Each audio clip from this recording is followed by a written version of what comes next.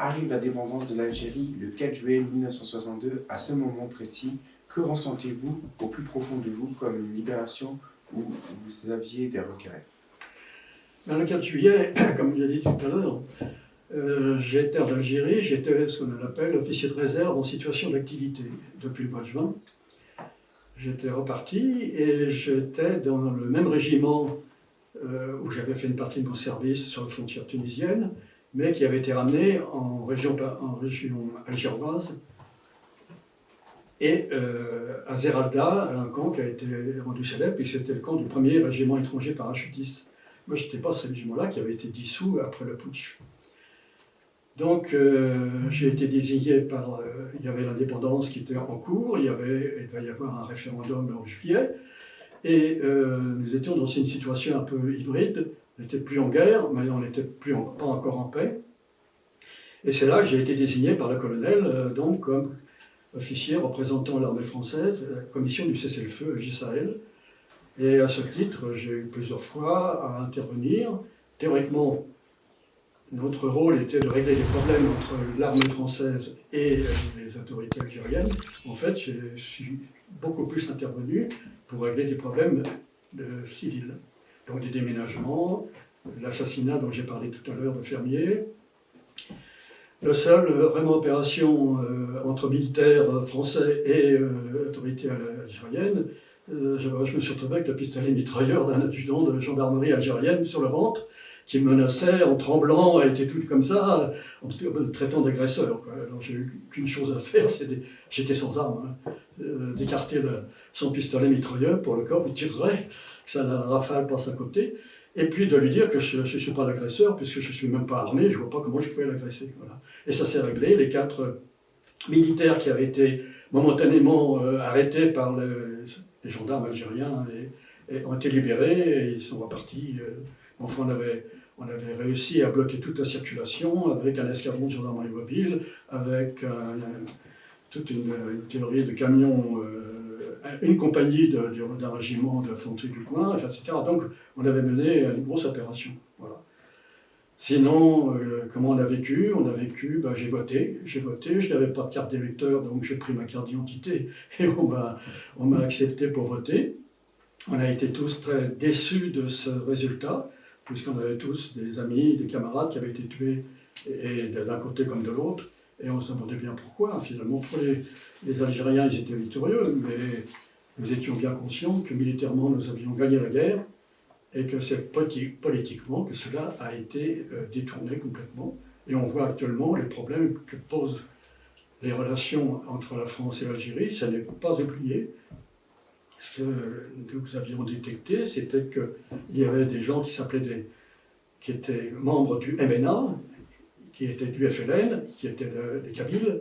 Il y avait différentes tendances et la France n'a traité qu'avec le FLN. Donc les autres ont été comme nous, un petit peu gros gens comme devant, si l'on peut dire, puisqu'ils avaient participé d'une manière ou d'une autre à la rébellion et que, en 2025, les Kabyles sont toujours en train de se bagarrer pour essayer d'avoir une autonomie qui n'arrive pas. Voilà donc comment on a accepté. Et d'autre part, étant dans l'armée, on a été disciplinés, donc on nous a dit c'est comme ça, point terminé. On a accepté la fin de la guerre. Et c'est après que je suis rentré en gendarmerie, donc, puisque je voulais me faire activer que c'était pas possible. Je suis rentré, je n'ai pas regretté du tout mon passage dans la gendarmerie. Vous retrouvez enfin une vie plus tranquille dès 1962. Comment avez-vous géré cette nouvelle approche de votre vie? Très simplement, c'est que d'abord j'ai terminé mon séjour jusqu'en début 63 en Algérie, puisque j'avais un contrat de 6 mois. Et je suis revenu intégrer l'école des officiers de gendarmerie à Melun, d'abord pour faire un stage de préparation, et puis ensuite 1 an de stage pour être formé comme officier de gendarmerie. Voilà comment j'ai géré. Donc j'étais dans une école à l'instruction. À l'issue de cette année, je suis rentré, j'ai eu ce qu'on appelle un amphicorps. J'ai choisi une unité qui se trouvait à Satory, Versailles-Satory, à côté de Paris. c'était un gros blindé de gendarmerie mobile. Et là, j'ai appris à faire de la moto, je n'avais pas de permis moto, j'ai appris à piloter un char, j'ai appris à piloter une automitrailleuse, j'ai appris à conduire un poids lourd. C'était nécessaire pour pouvoir... normalement, le chef dans un détachement doit avoir les mêmes capacités que ceux qui commandent. Donc il fallait qu'éventuellement je puisse conduire un char s'il y avait besoin, ou une automitrailleuse. Et nous avons vécu en région parisienne, beaucoup en réserve, dans les services. On venait pour faire des services de surveillance parce qu'il y avait toujours l'hypothèse d'utiliser les chars pour intervenir sur Paris. Ces chars qui étaient des AMX 13 tonnes avaient remplacé des Sherman. Des Sherman qui faisaient presque le double de poids, une trentaine de tonnes. Et ces Sherman avaient fait une intervention sur Paris en 58, lors des événements de 13 mai 58. Les groupes blindés de Satory s'étaient déplacés et vous avez peut-être vu, certainement dans les reportages, des photos où on voit des chars devant le palais Bourbon. C'était les chars de Satory qui étaient là au cas où. Mai 68, on l'a vécu simplement, on était en manœuvre au Larzac. On a été ramené en pleine nuit, à 3 h du matin, réveillé, prenait les cars et direction Satory. Donc, les chars sont venus par le train et on les a récupérés.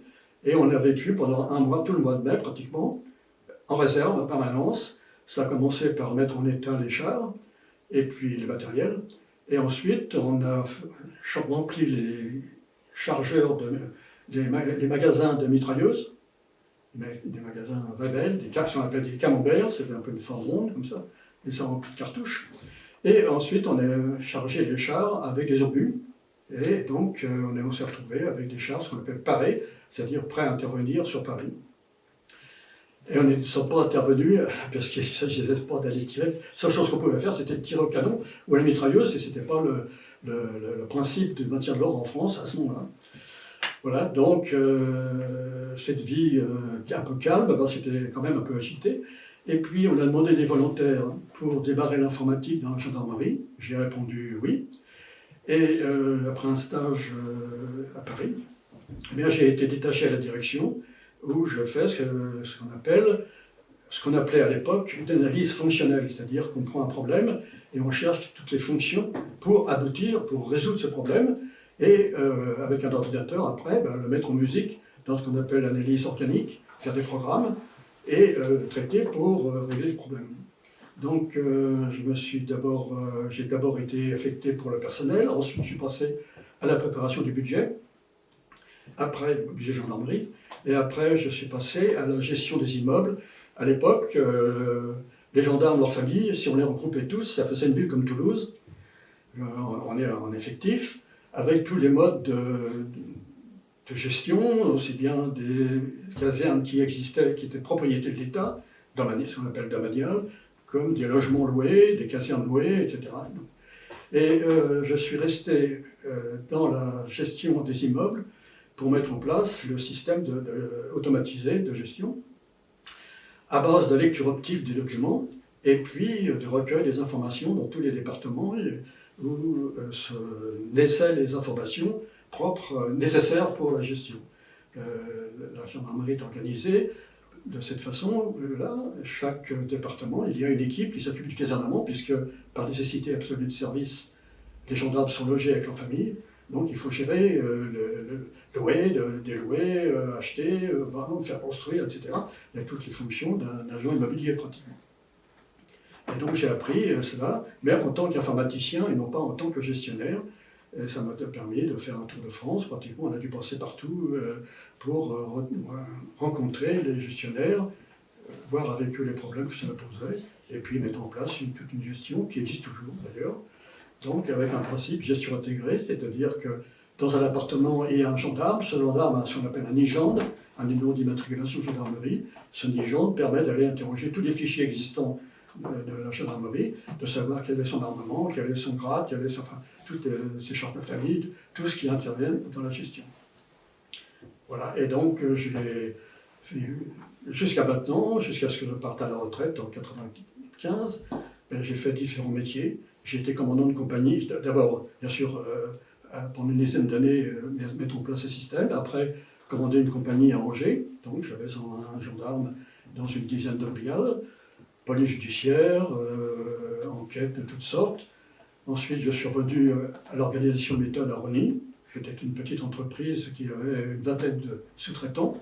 Ça allait des services, des rapprochements judiciaires, transmission, le laboratoire qui est bien connu, l'IRCG, les relations publiques, etc., etc. Donc, j'étais à l'organisation et méthode et j'étais responsable des imprimés. On avait une imprimerie qui faisait des imprimés. Et à l'époque, c'était rempli à la main, à la machine à écrire ou à la main. Donc c'était du feuille à feuille, ce qu'on appelle. Avec l'informatique, il a fallu changer le système, il a fallu faire ce qu'on appelle du continu. C'est-à-dire que vous mettez un paquet de papier et l'ordinateur, quand il imprime, il crache et il tire le papier. Ça ne faisait pas, donc ça m'a donné l'occasion de contacter un certain nombre d'imprimeurs pour passer des contrats, des marchés avec ces imprimeurs pour ces fournitures que la gendarmerie ne fabriquait pas. Voilà. Ensuite, je suis reparti. J'ai commandé un groupement qui s'appelait Groupement des transports aériens du sud-est, à Aix-en-Provence. J'étais responsable des 25 départements du sud-est de la France, y compris la Corse, responsable de tous les terrains civils, qu'ils soient des grands terrains comme Saint-Elas, comme Montpellier, comme Bastia ou Ajaccio, mais aussi des petits terrains comme celui de Coulommiers, par exemple. Ce genre de terrain dans chaque département, ce qui nécessitait des contacts très fréquents avec 5 commandants de légions de gendarmerie, c'est-à-dire des corps de gendarmerie, avec des magistrats, avec des cours d'appel, etc. Donc dans le travail normal de la gendarmerie que les gendarmes départementaux effectuent. J'ai été ramené comme chef d'état-major à la circonscription, à Rony-sous-Bois, où j'avais été avant. Donc je me suis retrouvé chef d'état-major, c'est-à-dire que je suis l'adjoint du commandant de l'ensemble. C'est un peu comme le chef d'état-major, il reçoit tous les papiers de tous les services, il les concentre, il les traite et il les repasse à notre patron. Et le patron prend cette décision et le chef d'état-major redistribue. C'est un étranglement comme ça. Ensuite, il a fallu que je prenne le commandement parce que le colonel qui commandait a démissionné, donc il a fallu le remplacer en pleine cours d'année. Donc j'ai remplacé le colonel qui commandait le centre administratif de la gendarmerie au Blanc, dans l'Indre. C'était un centre où tout le matériel acheté par la gendarmerie passait par là, était reçu, vérifié et redistribué. Et puis, prenant de l'âge, j'ai commencé à vieillir, j'ai été rappelé, j'étais près de la retraite, et j'ai été rappelé comme chef d'état-major de la circonscription d'Île-de-France aux Invalides. Donc j'étais pas invalide quand même, j'étais encore en activité, mais à l'époque la circonscription était là, et cette circonscription regroupait toute l'Île-de-France. C'est-à-dire la gendarmerie départementale de l'Île-de-France, la gendarmerie mobile, tous les escadrons qui venaient en maintien de l'ordre, 20, 30 ou 40 escadrons qui sont à Paris tous les jours, les sections de recherche qui venaient ensuite d'enquête, le GIGN, la garde républicaine, voilà. Et j'ai terminé donc en 1995 comme chef d'état-major, et là pendant 5 ans, j'ai été dans les réserves de la gendarmerie. J'étais chef d'état-major d'un état-major de crise qui a été formé avec des officiers de réserve, pour le cas où il y aurait besoin. Il n'y a pas eu besoin, on a fait des manœuvres, des exercices, mais il n'y a pas eu besoin de mettre en état cet état-major. Et puis j'ai été parmi les premiers qui ont ouvert les JAPD, c'est-à-dire les journées d'appel à la défense. Donc j'allais dans une caserne de la garde républicaine, tous les 2 mois à peu près, un samedi, et on passait la journée. Le matin, on faisait une formation un petit peu pour les jeunes qui étaient là, de l'histoire, quelques vues que l'on passait sur l'histoire de France, un peu de géopolitique, si on peut dire, entre guillemets, et puis il y avait des tests qui étaient passés, et ça permettait de détecter les jeunes qui ne savaient pas lire, qui ne savaient pas écrire, ou qui avaient des difficultés, pour leur proposer des formations complémentaires. Et ça tenait lieu, disons, de service militaire. Voilà, et donc ça existe toujours. Le système a changé un petit peu, mais ça existe toujours. Ça remplace le service militaire par une journée ou 2 de présence. Voilà. Aviez-vous toujours en mémoire la crainte qu'une nouvelle guerre pouvait surgir à tout moment? Eh bien oui, je crois que j'ai toujours eu cette idée. C'est d'ailleurs un peu pour ça que je suis reparti en Algérie comme officier de réserve en situation d'activité. D'une part parce que je voulais me faire activer dans l'armée, donc je pensais que étant dans les rangs de l'armée, ça serait peut-être plus facile que d'être à l'extérieur. D'autre part, vu la situation qui évoluait très rapidement, je me suis dit que je préférais être dans une unité connaissant bien les gens, avec des gens sur lesquels on peut compter, plutôt que de me retrouver dans une unité quelconque où je ne connaissais personne en métropole. C'est pour ça que j'ai pensé, je n'étais pas le seul, j'avais pas mal de camarades avec qui on discutait de tout cela. Et puis finalement, il n'y a pas eu la guerre civile, ça s'est calmé, les gens ont accepté finalement la situation. Ça a continué un petit peu avec l'OAS, ça va continuer avec aussi le terrorisme. Mais plus ça va maintenant, et plus je pense que ça pourrait arriver, comme l'a dit un certain ministre de l'Intérieur, on n'est plus côte à côte, mais face à face. Voilà, ça peut arriver. Et là, le problème très important, c'est est-ce qu'on aura les moyens de réagir? Est-ce que les gens qui sont actuellement dans les forces armées, quand on dit forces armées, ça comprend l'armée de terre, la marine, l'armée de l'air et la gendarmerie aussi. Quand on dit les armées, ce n'est uniquement que les trois précédentes. Dans les forces armées, est-ce que ça suivra si jamais il y a un clash? C'est la question. Donc, c'est la question du chef. Le chef, c'est celui qui conduit, qui est en tête, qui doit former ses subordonnés, qui doit leur donner des missions, surveiller que ces missions sont bien remplies. Il ne s'agit pas de faire de fouiller partout, mais laisser une initiative aux subordonnés dans le cadre de la mission.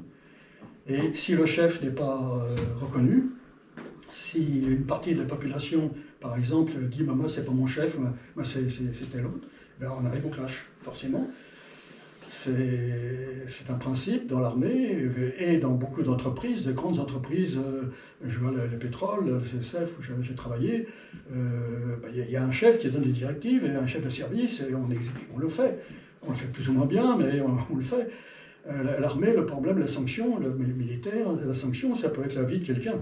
Tandis que dans une entreprise, c'est quand même assez rare que si on fait mal son travail, ça provoque un décès. À l'armée, ça peut être ça. En mobile, gendarmerie mobile, ça peut être ça aussi, si les gens n'exécutent pas ce que prévoit le chef. Et il y a une formule de prise de commandement. Toute personne qui prend commandement dans la gendarmerie, dans l'armée, celui qui introduit ce cadre dit « Vous reconnaîtrez désormais comme votre chef un tel, le lieutenant, le capitaine, le commandant, le colonel, un tel. Vous lui obéirez en tout ce qu'il vous commandera dans l'exécution du service. Dans l'observation des règlements, des lois et dans l'exécution des règlements militaires, le tout pour la plus grande gloire des armes de la France. » Et ça, le chef reçoit ces 4 consignes et c'est à lui de les appliquer, donc avec son caractère, avec sa façon de faire, avec son empathie, etc. Donc, on n'est plus à l'époque où le chef, scrogneux, disait « tac, ceci, cela ». Le chef doit aussi tenir compte de ses subordonnés, et les subordonnés doivent tenir compte du chef et le l'obéir. Voilà.